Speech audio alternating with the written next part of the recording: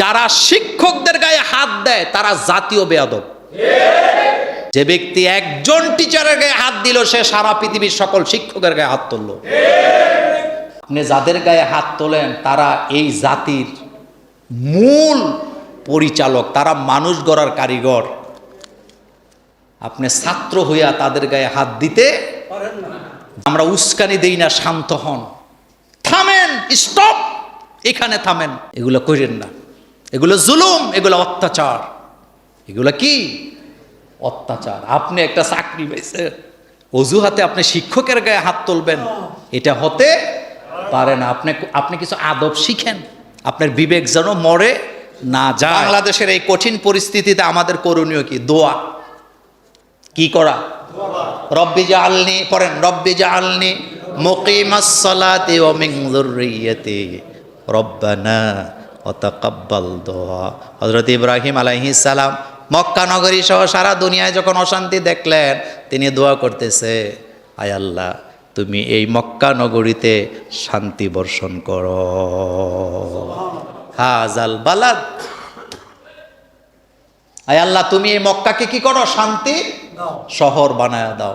এখন আমাদের দোয়া একটা, আল্লাহ তুমি আমাদের এই মাতৃভূমিকে কি বানাও? শান্তির শহর বানাও। আমরা যেন নিরাপদে রাস্তায় চলতে পারি, আমরা যেন আমাদের মাল সামানা নিরাপদে রাখতে পারি, আমরা যেন আমাদের জান, আমাদের মাল নিয়ে হেফাজতে থাকতে পারি। আর এই নিরাপত্তা হেফাজতের দায়িত্ব কার? আমাদের ছেলে মেয়েদের জানের নিরাপত্তা কার? আমাদের যুবক যুবতীদের জানের নিরাপত্তা কার? ছোট্ট ছোট্ট বাচ্চা যারা এখনো কিচ্ছু শিখে নাই, ইন্টারে পড়ে, কিসে পড়ে?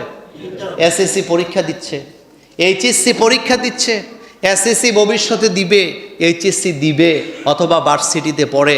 এরা এখনো যৌবনের কোনো স্বাদ পায় নাই। তাদের জান, তাদের মাল, তাদের জীবন আল্লাহ যেন হেফাজত করেন। আমাদের করার কিছুই নাই, কারণ আমরা দুর্বল। বলেন আমরা কি? ক্ষমতা কার? আপনি আল্লাহর কাছে তাহাজ্জুদে কাঁদেন যে আল্লাহ তুমি দেশটাকে শান্তি বানাও। যারা এই জমিনের জন্য কল্যাণকর তারাই যেন জমিনে টিকে থাকে, আর যারা আমাদের জানের জন্য, জীবনের জন্য ক্ষতিকর, আল্লাহ যেন তাদেরকে কি করে? অথবা তাদেরকে যেন হেদায়েত দেয়। এছাড়া আমাদের করার কিচ্ছু নাই। অসহায় আমরা কি? আমরা যে কত দুর্বল, আমি ব্যাখ্যা আপনাকে দেব না কতটা দুর্বল আমরা। আমাকে যদি আপনি এখন ধরেন, আমাকে যদি চেক করেন, আমার কাছে কি পাইবেন জানেন? আমার হাতে একটা ঘড়ি পাইবেন, আমার আঙ্গুলে একটা আংটি পাইবেন, আমার পকেটে একটা মাস্ক পাইবেন।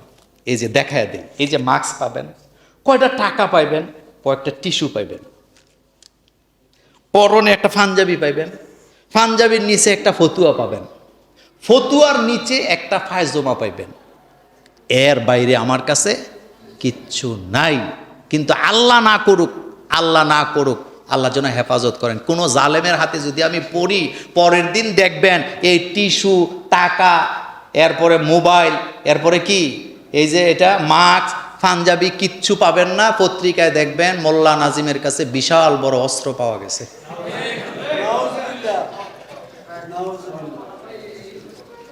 তাহলে আমি যে কত দুর্বল এটা আপনারা বুঝাইলাম। তা আমারটা যদি এই দশা হয়, আপনাদেরটা কি আরো বেশি ভালো হবে নাকি? তো দুর্বল, আমরা দুর্বলই থাকি। সাহায্যকারীকে আল্লাহ পাক। দোয়া করবেন, বাংলাদেশের জন্য দোয়া করেন। বাংলাদেশের শিক্ষক আসিফ মাহতাব সহ অনেক শিক্ষক শিক্ষার্থী কারাগারে। শিক্ষা জাতির মেরুদণ্ড নাকি শিক্ষা জাতির কারাদণ্ড? কঠিন প্রশ্ন। আসলে বর্তমান বাংলাদেশে কারাগার বলতে কিছুই নেই, পুরা দেশটাই কারাগার। কারণ আমি তো গত 2 সপ্তাহ ঘর থেকে বের হইতে পারি না, বাইরেও হই নাই। আমি খুব একটা প্রয়োজন ছাড়া পারি না। আমার বাজার ঘাট লোক দিয়ে করায়, আমি ঘরেই থাকি, বের হওয়ার কোনো সুযোগ নেই। কোরআন শরীফ তেলাওয়াত করি, হাদিস পড়ি, লেখাপড়া নিয়ে ব্যস্ত আছি সারাদিন। কিন্তু দেখেন, শিক্ষক তারা হইল সবচেয়ে জাতির শ্রেষ্ঠ, তারা মানুষ গড়ার কারিগর। পৃথিবীতে শিক্ষকতার পেশা এটা সবচেয়ে মর্যাদার পেশা। রাসূল করিম সাল্লাল্লাহু আলাইহি ওয়াসাল্লাম তিনি বলেছেন, ইন্নামা বুইস্তু মুআল্লিমান, আমি পৃথিবীতে এসেছি শিক্ষক হয়ে।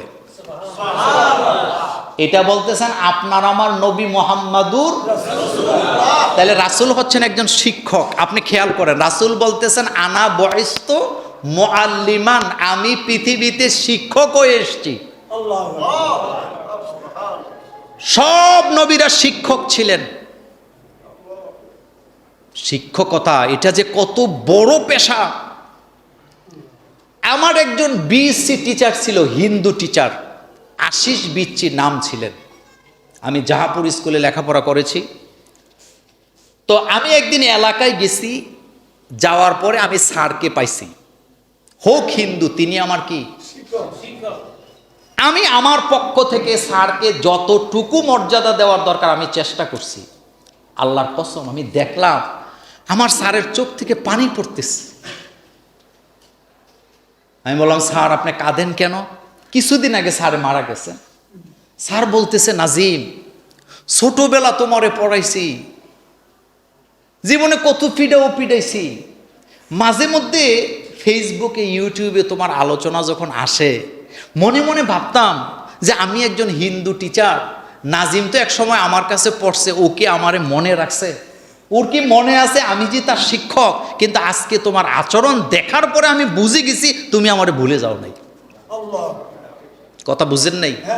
শিক্ষক হিন্দু, বৌদ্ধ, খ্রিস্টান হোক, আপনার শিক্ষক সে, আপনি তাকে কি দিতে হবে? মর্যাদা দিতে হবে।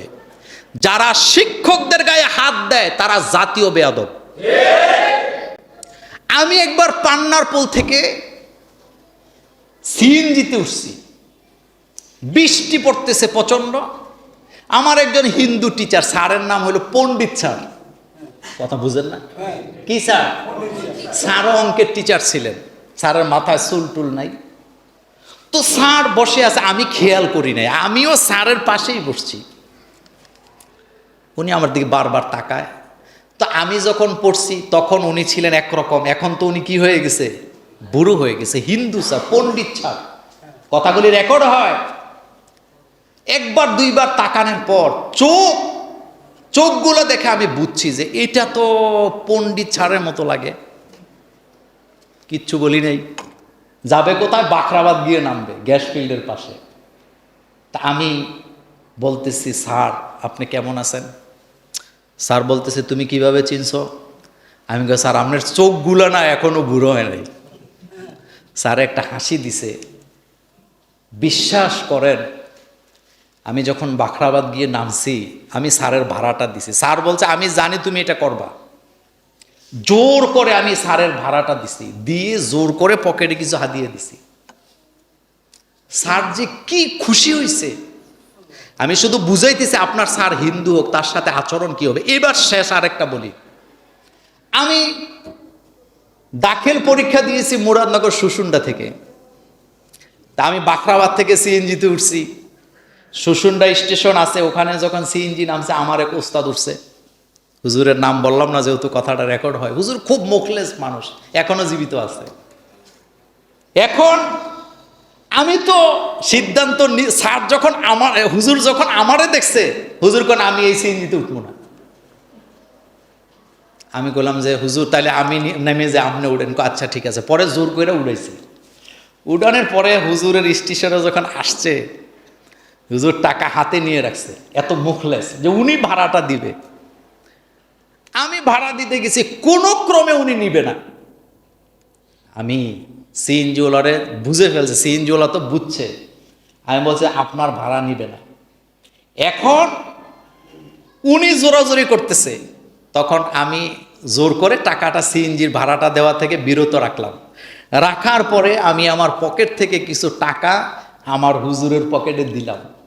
দেওয়ার পরে উনি কয়, তুমি খুব খারাপ, আমি তোমার সাথে সিএনজিতে উঠতে চাই নাই, তুমি জোর করে উঠাইছো, জোর করে এখন আবার টাকা দিতেছ। তা আমি তখন হাসি দিয়ে বলছি, সন্তান যদি বাপের পকেটে কিছু ঢুকায়া দেয়, এটা বের করা, এটা কিন্তু আদবের মধ্যে পড়ে না। এখন হাসি দিয়ে কয়, জানি তোমার কাছ থেকে ছুটা যাবে না। আপনি চিন্তা করেন, এই কথাগুলো আমি বাহাবা নেওয়ার জন্য বলি নাই, আমি জোর করে আমার ওস্তাদের পকেটে টাকাগুলো দিছি। উনি বাড়িতে যাইয়া আশেপাশে সব হুজুরে কয়, হ্যাঁ খুব দেখছেন সে আমার সাথে এই কাজটা করেই ছাড়লো। কত দোয়া, কত কান্না। কি বুঝলেন? কি বুঝলেন? আপনি যাদের গায়ে হাত তোলেন তারা এই জাতির মূল পরিচালক, তারা মানুষ গড়ার কারিগর। আপনি ছাত্র হইয়া তাদের গায়ে হাত দিতে পারেন না। যে ব্যক্তি একজন টিচারের গায়ে হাত দিল সে সারা পৃথিবীর সকল শিক্ষকের গায়ে হাত তুলল। এই জন্য আমরা উস্কানি দেই না, শান্ত হন, থামেন, স্টপ, এখানে থামেন, এগুলো করেন না, এগুলো জুলুম, এগুলো অত্যাচার। এগুলো কি অত্যাচার? আপনি একটা চাকরি পাইছেন, অজুহাতে আপনি শিক্ষকের গায়ে হাত তুলবেন, এটা হতে পারে না। আপনি কিছু আদব শিখেন, আপনার বিবেক যেন মরে না যায়। আল্লাহ এই জাতিকে হেফাজত করুক, আমরা বলি আমিন। তা আমরা দোয়া করছি আল্লাহ পাক যেন এই অবস্থা থেকে আমাদেরকে হেফাজত করেন, আল্লাহ যেন আমাদের জান মালের নিরাপত্তা দান করেন। আসসালামু আলাইকুম ওয়া রাহমাতুল্লাহি ওয়া বারাকাতুহু।